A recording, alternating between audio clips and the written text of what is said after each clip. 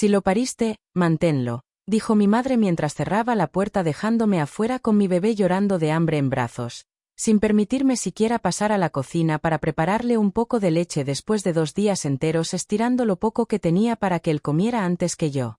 Me quedé de pie en ese pasillo donde crecí, escuchando el seguro girar, entendiendo en silencio que la casa que alguna vez llamé familia ya no tenía lugar para nosotros, y que desde esa noche sobrevivir dependería únicamente de mí. Caminé varias calles con mi hijo envuelto en una cobija prestada, luchando contra el cansancio y el miedo de no saber cómo lo alimentaría al día siguiente, grabando en la memoria cada segundo de esa puerta cerrándose para no olvidar jamás hasta dónde podía llegar la sangre cuando decide darte la espalda. Lo que nunca imaginaron fue que 9 años después serían ellos quienes tocarían mi puerta, desesperados, pidiendo ayuda frente a otras personas, y que una sola frase detendría el aire del lugar al revelar que yo era la única capaz de salvarlos. Antes de continuar, suscríbete si conectas con historias de justicia real, porque esto no trata de venganza, sino de supervivencia. Mi nombre es Valeria, tengo 32 años, y crecí en una colonia tranquila al norte de la ciudad, en una casa que desde la calle parecía ordenada, limpia, incluso cálida, de esas donde los vecinos creen que todo funciona bien porque las cortinas combinan con las paredes y las fotos familiares decoran la sala. Dentro la historia era distinta. Desde muy pequeña entendí que el cariño en ese hogar no se repartía de forma natural, sino que se administraba como si fuera un recurso limitado, y yo no estaba en la lista de prioridades. Mi hermano mayor, Iván, siempre fue visto como la promesa de la familia, el que iba a lograr lo que mis padres no pudieron, el que merecía inversión, paciencia y aplausos incluso cuando fallaba, porque según ellos su futuro lo justificaba todo. A él le celebraban cada logro con cenas especiales, regalos costosos y palabras de orgullo que se repetían frente a cualquier visita. Cuando yo llevaba buenas calificaciones, la reacción era distinta. Recibía un qué bueno rápido, seguido casi siempre de un pero tu hermano necesita más apoyo ahora. Mientras él estrenaba útiles, yo heredaba los suyos. Cuando él pedía dinero para salidas, encontraba respuesta inmediata. Si yo necesitaba algo para la escuela, debía esperar o resolverlo sola. Mi madre solía decir que las hijas debían ser fuertes y aprender a sacrificarse, porque la vida allá afuera era más dura que cualquier cosa que pudiera pasar dentro de la casa. Mi padre, aunque menos directo, reforzaba esa idea con su silencio constante, observando sin intervenir cada vez que la balanza se inclinaba hacia el mismo lado. Las fotografías familiares también contaban esa historia sin palabras. En muchas aparecía él al centro, abrazado, celebrado, mientras yo quedaba en una esquina sonriendo por compromiso, aprendiendo desde niña a ocupar menos espacio para no incomodar. Con el tiempo dejé de pedir, dejé de esperar, incluso dejé de compartir problemas personales, porque cada conversación terminaba comparándome con alguien más o recordándome que debía agradecer lo poco que recibía. La distancia emocional empezó mucho antes de que yo lo notara. Durante la adolescencia asumí tareas de la casa que no me correspondían, ayudé en lo que pude cuando el dinero faltaba y trabajé medio turno en cuanto tuve edad para hacerlo, no por ambición, sino para no sentir que estorbaba. Nunca escuché un estamos orgullosos de ti. En cambio, sí escuché muchas veces que debía prepararme para depender de un buen hombre, porque según mi madre ese era el destino más seguro para alguien como yo. Esa frase me acompañó años, no como consejo, sino como sentencia. Por eso, cuando tiempo después me convertí en madre y toqué su puerta buscando ayuda, una parte de mí todavía esperaba que, pese a todo, algo cambiara, que el nacimiento de su nieto despertara una versión distinta de ellos. No fue así. Lo que ocurrió esa noche no nació de la nada. Fue el resultado de años entendiendo, poco a poco, que en esa familia el amor siempre tuvo jerarquías, y yo nunca estuve en la cima. El embarazo no fue parte de ningún plan perfecto ni llegó en un momento estable, pero desde el instante en que supe que estaba formando una vida dentro de mí, entendí que ya no podía seguir viviendo para complacer expectativas ajenas, mucho menos las que siempre me colocaron en segundo lugar. El padre de mi hijo desapareció apenas escuchó la noticia, dejando claro que no pensaba asumir ninguna responsabilidad, y aunque el golpe fue duro, no me sorprendió tanto como la reacción que encontré después en mi propia casa. Durante meses oculté el cansancio, las náuseas y el miedo, trabajando lo más que podía para ahorrar algo antes de que el bebé naciera, convencida de que si lograba mantenerme de pie no necesitaría pedir ayuda a nadie. Pero el parto llegó con complicaciones que me obligaron a dejar de trabajar más tiempo del previsto, y lo poco que había guardado empezó a irse en medicinas, consultas y pañales que parecían acabarse más rápido de lo que yo podía reponerlos. Aún así resistí todo lo que pude. Vendí ropa, empeñé objetos personales, reduje mis comidas a una al día para que la leche y las fórmulas no faltaran, hasta que llegó la semana en que simplemente ya no hubo nada más que vender ni reducir. Recuerdo esa tarde con una claridad que duele. Preparé una bolsa pequeña con documentos médicos del bebé, recibos, incluso una lista escrita a mano con gastos básicos, no porque creyera que necesitaban pruebas para ayudarme, sino porque en el fondo sabía que sin justificar cada peso no me tomarían en serio. Caminé hacia la casa de mis padres repasando mentalmente lo que diría, intentando no sonar desesperada, buscando la forma de pedir apoyo sin que pareciera una carga permanente. Cuando abrieron, expliqué que solo necesitaba ayuda temporal para comprar leche y algunas medicinas, prometiendo devolver cada centavo en cuanto pudiera volver a trabajar. Mi madre escuchó en silencio, revisó los papeles sin emoción, y luego preguntó cuánto tiempo pensaba depender de ellos. Respondí que solo unas semanas. Su mirada cambió. Dijo que criar un hijo era decisión mía, que nadie me obligó, y que acostumbrarlos a mantenerme sería un error que después no podrían sostener. Busqué con los ojos a mi padre esperando que interviniera, que al menos suavizara la conversación, pero permaneció inmóvil, mirando el suelo como si aquello no fuera con él. Intenté explicar que no pedía lujos, solo alimento para el bebé mientras me recuperaba físicamente, pero la respuesta ya estaba decidida desde antes de que yo llegara. Entonces llegó la frase que partió todo. Si lo pariste, manténlo. No hubo gritos ni discusión larga. Solo silencio después de esas palabras, un silencio pesado que dejó claro que no importaba cuánto insistiera. En ese momento entendí que no estaba pidiendo ayuda, estaba despidiéndome de la idea de tener familia. Minutos después la puerta se cerró, y con ella también se cerró cualquier posibilidad de volver a confiar en ellos cuando más los necesitara. Después de que la puerta se cerró aquella noche, no me quedé llorando en el pasillo ni golpeé para que me volvieran a abrir, porque algo dentro de mí se acomodó de golpe, como cuando una verdad duele pero al mismo tiempo te da claridad, y entendí que insistir solo me haría sentir más pequeña frente a quienes ya habían decidido que mi hijo y yo no éramos su responsabilidad. Caminé sin rumbo fijo varias cuadras hasta llegar al cuarto que rentaba en una vecindad antigua, un espacio tan reducido que la cuna improvisada cabía apenas junto a la cama, pero que en ese momento se sentía más digno que cualquier rincón de la casa donde crecí. Esa noche no dormí.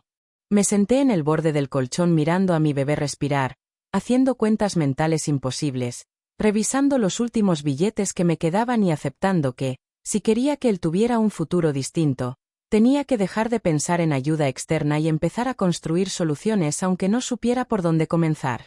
Al amanecer tomé una decisión que marcó el resto de mi vida. Saqué una maleta vieja donde guardaba documentos, un par de mudas de ropa y las pocas cosas de valor que no había vendido, no porque planeaba irme lejos en ese instante, sino porque necesitaba recordarme que no podía quedarme estancada esperando que alguien más resolviera lo que me correspondía enfrentar. Renuncié definitivamente a cualquier expectativa de apoyo familiar. Bloqueé números, dejé de frecuentar lugares donde sabía que podía encontrarlos y corté el vínculo emocional que durante años me mantuvo buscando aprobación donde nunca existió. No fue un acto impulsivo de enojo, sino una decisión fría de supervivencia. Conseguí quien cuidara al bebé por horas a cambio de limpieza y empecé a buscar trabajos temporales aunque mi cuerpo aún no se recuperaba del parto, aceptando turnos largos porque el dinero no alcanzaba y el tiempo tampoco.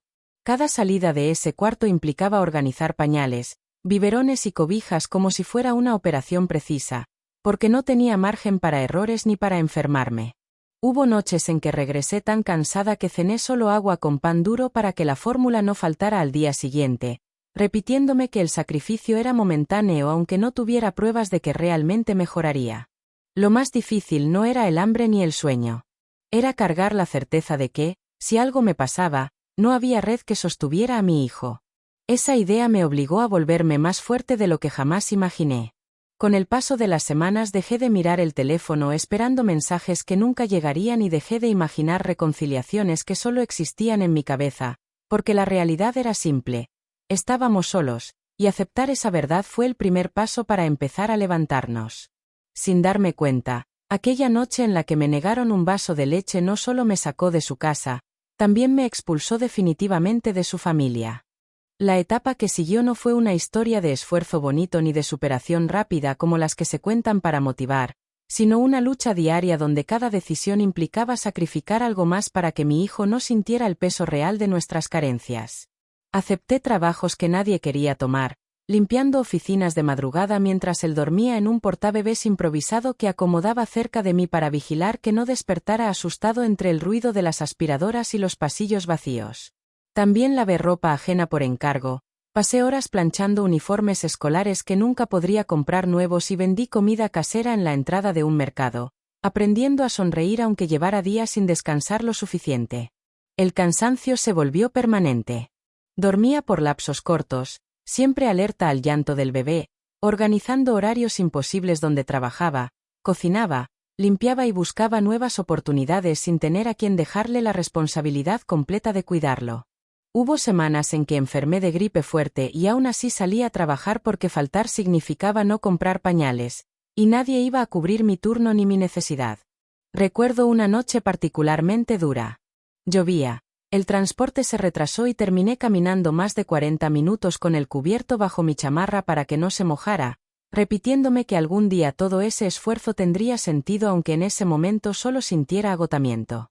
Las deudas pequeñas también comenzaron a acumularse.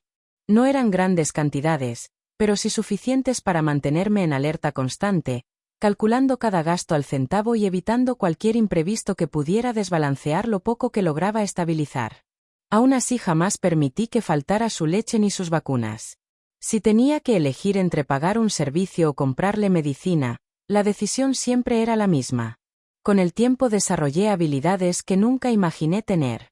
Aprendí a administrar dinero con precisión, a negociar pagos, a detectar oportunidades laborales rápidas y a mantener la calma incluso cuando todo alrededor parecía derrumbarse. No lo hacía por ambición ni por orgullo personal. Lo hacía porque cada avance, por pequeño que fuera, representaba seguridad para él. Mientras otras personas de mi edad salían, viajaban o construían vida social, la mía giraba en torno a sobrevivir y proteger, construyendo desde cero una estabilidad que nadie me heredó. Lo más transformador fue darme cuenta de que ya no sentía rencor constante, sino una determinación silenciosa que reemplazó la tristeza inicial, como si el dolor hubiera mutado en combustible para no volver jamás al punto donde dependiera de quién me cerró la puerta. Sin notarlo, entre jornadas largas, noches sin sueño y sacrificios acumulados, empecé a convertirme en alguien más fuerte, más estratégica y menos vulnerable de lo que alguna vez creí posible. Esa versión de mí todavía no tenía éxito ni tranquilidad, pero ya estaba construyendo algo mucho más poderoso, la certeza de que nadie volvería a decidir por nosotros si merecíamos sobrevivir. Durante mucho tiempo viví en modo automático, concentrada únicamente en cubrir necesidades inmediatas sin pensar demasiado en el futuro, porque proyectar a largo plazo parecía un lujo reservado para quienes tenían respaldo familiar o estabilidad económica. Todo empezó a cambiar en un lugar inesperado. Una de las oficinas que limpiaba pertenecía a un pequeño despacho contable, y aunque al principio mi presencia pasaba desapercibida, con los meses comencé a familiarizarme con el movimiento del lugar, los horarios, la forma en que organizaban documentos y la presión constante de cierres fiscales que los mantenía trabajando hasta tarde. Siempre he sido observadora por naturaleza, así que mientras limpiaba escritorios o archivadores, notaba errores simples en el orden de carpetas o facturas mal clasificadas que podían complicarles el trabajo después. Un día, casi por impulso, dejé organizados unos expedientes que estaban mezclados, sin decir nada ni esperar reconocimiento, solo porque sabía que eso facilitaría la jornada del día siguiente. A la mañana siguiente, la dueña del despacho preguntó quién había reorganizado esos archivos. Pensé que me regañarían por haber tocado algo que no me correspondía, pero en lugar de molestarse, me pidió que le explicara cómo había identificado la clasificación correcta. Su nombre era Rebeca. Escuchó con atención mientras yo le describía lo que había notado, y en vez de minimizarlo, Dijo que tenía buen ojo para el detalle, algo que según ella no se enseñaba fácilmente. Esa conversación breve marcó el inicio de algo que jamás imaginé. Semanas después me ofreció quedarme una hora extra, ya no limpiando, sino ayudando a ordenar documentación simple a cambio de un pago adicional.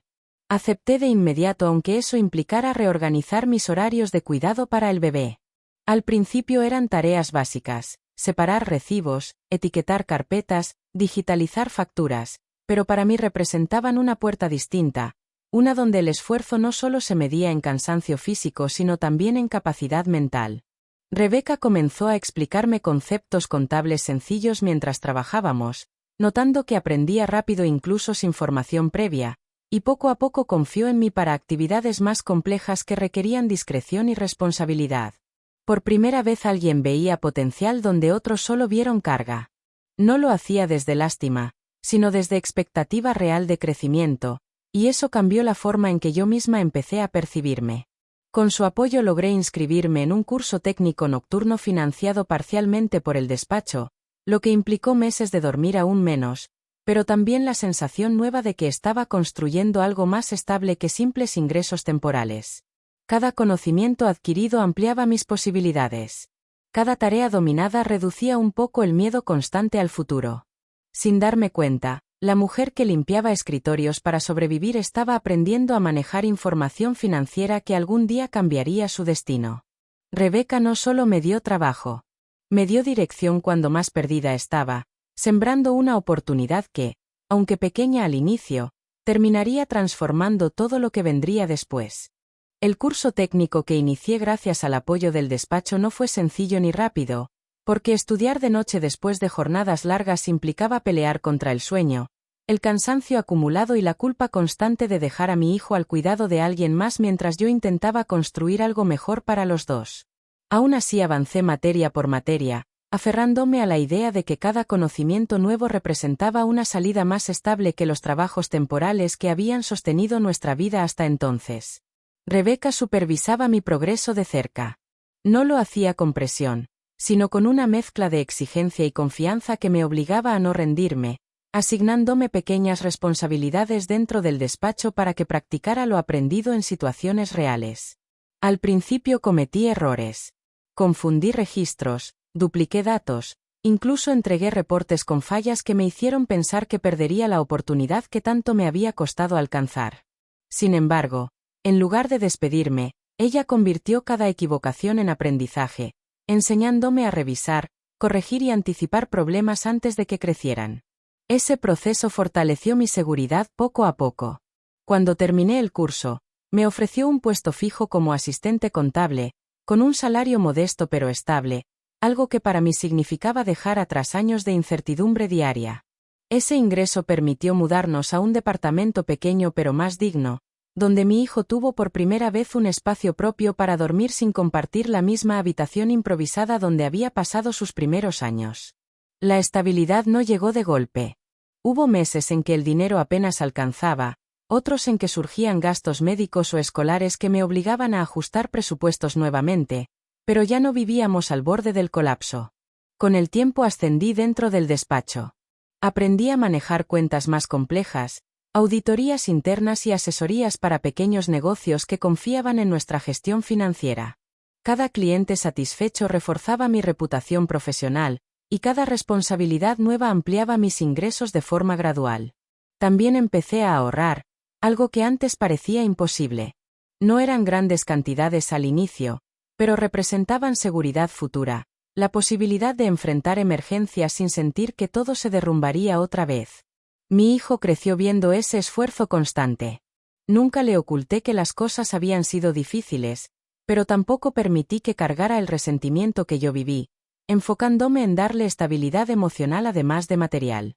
Con los años, el despacho se expandió y yo me convertí en una de las personas de mayor confianza dentro de la firma, participando en decisiones importantes y gestionando cuentas que movían cifras que alguna vez me habrían parecido inalcanzables. No me volví millonaria de la noche a la mañana ni busqué lujos innecesarios. Lo que construí fue algo más valioso: tranquilidad, control sobre mi vida y la certeza de que nadie volvería a dejar a mi hijo sin alimento por falta de recursos. Sin embargo, Justo cuando sentía que el pasado había quedado definitivamente atrás, un mensaje inesperado llegó para recordarme que ciertas historias no se cierran solas. El mensaje llegó un martes por la tarde mientras revisaba balances trimestrales en la oficina, y al principio pensé que se trataba de algún cliente nuevo porque el número no estaba registrado, pero al abrirlo sentí como algo antiguo, casi olvidado, se removía en el fondo del pecho. Decía solo mi nombre y una frase corta preguntando si podían hablar conmigo con urgencia. Reconocí de inmediato quién lo enviaba. No por el número, sino por la forma directa y fría de escribir, la misma que había marcado tantas conversaciones en el pasado. Pasaron varios minutos antes de que decidiera responder, no por miedo, sino porque necesitaba ordenar lo que sentía, ya que durante años había aprendido a vivir sin contacto alguno con ellos. Contesté de manera breve, preguntando qué necesitaban. La respuesta no tardó. Decían que la situación familiar era complicada, que había problemas económicos serios y que necesitaban reunirse conmigo para explicarme mejor, insistiendo en que se trataba de algo importante que no podía discutirse por mensaje. No mencionaron disculpas. Tampoco hablaron del pasado. Solo urgencia. Eso me hizo sospechar desde el primer momento que la conversación no giraría en torno a reconciliación emocional, sino a una necesidad concreta donde yo representaba una posible solución. Días después llegó otra notificación, esta vez una invitación formal a una reunión familiar organizada con el pretexto de celebrar el cumpleaños de mi padre, algo que no ocurría desde hacía años, lo que reforzó mi sensación de que el encuentro tenía un propósito más estratégico que afectivo. Consulté fechas, horarios y lugar. Todo parecía cuidadosamente planeado. Un restaurante amplio, reservado para varias personas, incluyendo familiares lejanos que rara vez se reunían al mismo tiempo. Aquello no era casualidad. Mientras más analizaba la situación, más claro resultaba que buscaban algo específico y que querían abordarlo en un entorno público, quizá confiando en que la presión social facilitaría obtener la respuesta que esperaban de mí. Durante días dudé si asistir. Parte de mí no quería reabrir heridas cerradas con tanto esfuerzo, pero otra parte entendía que evitar el encuentro no cambiaría el hecho de que ya habían reaparecido en mi vida. Finalmente confirmé mi presencia, no por obligación familiar, sino porque quería escuchar de frente aquello que no se atrevieron a decir cuando más los necesité. La noche previa a la reunión casi no dormí. No por nervios, sino porque intuía que ese encuentro no sería un simple intento de acercamiento, sino el inicio de algo mucho más grande que terminaría conectando pasado y presente de una forma que ninguno de ellos había previsto. Sin saberlo, estaban preparando el escenario donde muchas verdades, guardadas durante años, comenzarían a salir a la luz. La noche de la reunión llegó con una extraña mezcla de calma y alerta dentro de mí, como si mi intuición intentara prepararme para algo que todavía no podía ver con claridad, pero que sabía que no sería una simple conversación familiar. El restaurante estaba más lleno de lo que esperaba. Mesas largas, ambiente elegante y varias caras que no veía desde hacía años, algunas sonriendo con cortesía, otras observándome con esa curiosidad incómoda que aparece cuando alguien regresa después de mucho tiempo ausente. Mis padres me recibieron con una amabilidad forzada, de esas que se sienten ensayadas, preguntando por mi trabajo y por mi hijo como si hubieran estado presentes en nuestras vidas todo ese tiempo. No respondí con frialdad, pero tampoco ofrecí cercanía que no existía. La cena avanzó entre comentarios superficiales hasta que, casi al final, mi hermano tomó la palabra y comenzó a explicar que el negocio familiar que mis padres habían sostenido durante décadas atravesaba dificultades graves.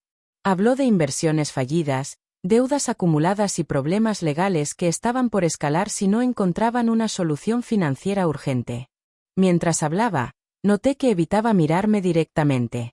También noté algo más. En la carpeta que llevaba había documentos que reconocí de inmediato por mi experiencia profesional, estados financieros, contratos y proyecciones que, incluso a simple vista, mostraban inconsistencias. Cuando me pidieron opinión técnica, fingiendo que solo buscaban asesoría, acepté revisar los papeles ahí mismo, manteniendo la compostura mientras analizaba cifras que no cuadraban. No era solo mala administración. Había movimientos extraños, transferencias infladas y registros duplicados que sugerían algo más profundo que una simple crisis comercial. Guardé silencio. No confronté a nadie en ese momento. Solo pedí copias para revisar con mayor detalle, argumentando que necesitaba tiempo para evaluar posibles soluciones. Accedieron de inmediato, demasiado rápido para alguien que supuestamente solo buscaba orientación básica. Esa reacción confirmó mis sospechas. Al llegar a casa, revisé los documentos con calma durante horas, cruzando datos, fechas y firmas hasta que la verdad comenzó a tomar forma frente a mí. El negocio no solo estaba en quiebra. Alguien había manipulado fondos durante años. Y todas las rutas financieras llevaban al mismo nombre, mi hermano. No se trataba de un error aislado. Era un patrón sistemático de desvío de dinero que ahora amenazaba con arrastrar legalmente a toda la familia. Entendí entonces por qué me habían buscado. No querían reconciliación. Querían que usara mis conocimientos para limpiar, reorganizar o incluso encubrir lo que estaba a punto de estallar. Cerré la carpeta sin llamar a nadie, sin enviar mensajes, sin mostrar reacción pública. Decidí no actuar todavía. Porque si algo había aprendido en esos años, era que algunas verdades necesitan el escenario correcto para revelarse y mostrar su verdadero peso. La segunda reunión fue organizada apenas 2 semanas después de aquella cena, esta vez bajo el argumento de presentar un plan de rescate financiero para salvar el negocio familiar, invitando no solo a parientes cercanos, sino también a socios comerciales, contadores externos y posibles inversionistas que, según dijeron, evaluarían si valía la pena inyectar capital para evitar la quiebra. Desde que llegué entendí que no se trataba solo de escuchar propuestas. Habían preparado el escenario para algo más. Mi hermano abrió la presentación hablando de los errores administrativos cometidos, usando términos generales que diluían responsabilidades, y luego comenzó a mencionar que, afortunadamente, contaban con una especialista dentro de la familia que había aceptado ayudarlos a reorganizar las finanzas. No había aceptado nada. Aún así, proyectaron mi nombre en pantalla frente a todos, presentándome como la persona que lideraría la reestructuración interna, generando aplausos educados de quienes no conocían la historia completa. Esa fue la primera humillación. No por el reconocimiento profesional, sino porque estaban usando mi imagen para dar confianza a inversionistas sin haber dicho la verdad sobre el origen del problema. Me cedieron la palabra esperando que confirmara el plan. Caminé al frente con la misma calma que desarrollé durante años enfrentando crisis, sintiendo todas las miradas sobre mí mientras sostenía la carpeta con los documentos que había analizado en silencio. Comencé agradeciendo la confianza depositada, manteniendo el tono técnico que esperaban escuchar. Expliqué brevemente la situación financiera, los riesgos legales y la urgencia de actuar con transparencia si realmente querían salvar la empresa. Hasta ese punto, todos asentían. Entonces proyecté una diapositiva distinta a la que ellos habían preparado. En pantalla aparecieron registros detallados de transferencias irregulares, fechas, montos y firmas autorizadas que no correspondían a operaciones normales del negocio. El murmullo comenzó de inmediato. Continué hablando sin elevar la voz, explicando que antes de cualquier rescate era necesario reconocer el origen real del colapso financiero, porque ningún inversionista serio respaldaría una estructura contaminada por desvíos internos. Mi hermano intentó interrumpir, diciendo que se trataba de errores contables menores, pero ya era tarde. Proyecté la última diapositiva. Un resumen claro, imposible de suavizar, donde todas las rutas financieras señalaban una sola responsabilidad directa. El silencio cayó pesado sobre el salón. Nadie habló. Nadie aplaudió. Fue entonces cuando pronuncié la frase que terminó de romper la fachada construida durante semanas. El negocio no está quebrando por mala suerte, está quebrando porque alguien lo vació desde adentro. Las miradas cambiaron de dirección al mismo tiempo. Y en ese instante, toda la narrativa que habían intentado usar para salvarse, se derrumbó frente a todos. El silencio que siguió a mi última frase no fue breve ni incómodo, fue denso, definitivo, de esos que cambian relaciones en cuestión de segundos porque obligan a todos a mirar una verdad que ya no puede maquillarse. Los inversionistas comenzaron a hacer preguntas técnicas que mi hermano no supo responder sin contradecir los documentos proyectados, y mientras más hablaba, más evidente se volvía que aquello no era un error aislado, sino un patrón sostenido durante años. Algunos socios se levantaron de la mesa incluso antes de que la reunión terminara, retirando públicamente su interés en participar en cualquier rescate financiero hasta que la situación legal quedara completamente aclarada. La imagen de solvencia que intentaron construir se desmoronó en cuestión de minutos. Mis padres permanecieron en silencio casi todo el tiempo. No me miraban a mí, tampoco lo defendían a él. Era como si estuvieran procesando, al mismo tiempo, la magnitud del problema y el hecho de que la única persona que podía haberlos ayudado sin exponer nada, había elegido no encubrir. Días después comenzaron las consecuencias formales. Auditorías externas, congelamiento de cuentas y citaciones legales que confirmaron que el desvío de fondos tendría repercusiones judiciales inevitables si no se resolvía con restituciones inmediatas que la empresa ya no podía cubrir. Fue entonces cuando tocaron mi puerta. No en un restaurante ni frente a socios. Esta vez solos. Sin discursos preparados. Sin orgullo. Mi madre habló primero, diciendo que necesitaban orientación para enfrentar el proceso, que yo era la única con conocimiento suficiente para guiarlos y evitar que todo terminara peor. No hubo disculpas completas. Solo frases entrecortadas que intentaban acercarse al perdón sin nombrarlo directamente. Los escuché en silencio, recordando aquella noche donde yo había pedido ayuda por algo tan básico como leche para mi hijo. La distancia entre ambas escenas era enorme. No respondí con dureza ni con satisfacción. Solo expliqué que podía orientarlos dentro de los límites legales, pero que no encubriría ni alteraría información para proteger a nadie de sus propias decisiones. Aceptaron porque no tenían otra opción. Con el tiempo, el proceso siguió su curso. El negocio cerró operaciones meses después, mi hermano enfrentó sanciones económicas severas y la estructura familiar que siempre giró en torno a él perdió el centro que la sostenía. Nuestra relación nunca volvió a ser cercana. Hubo conversaciones más honestas, algunos intentos tardíos de reconciliación, pero nada pudo borrar lo ocurrido cuando más vulnerable estaba. Hoy mi vida es distinta. Tengo estabilidad, tranquilidad y un hijo que creció sabiendo que, aunque el mundo puede ser duro, siempre tuvo a alguien que eligió no rendirse por él. No siento venganza cuando recuerdo todo. Siento paz.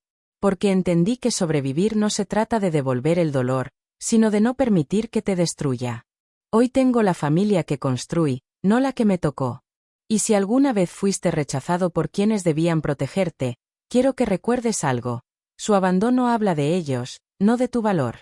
Gracias por escuchar mi historia.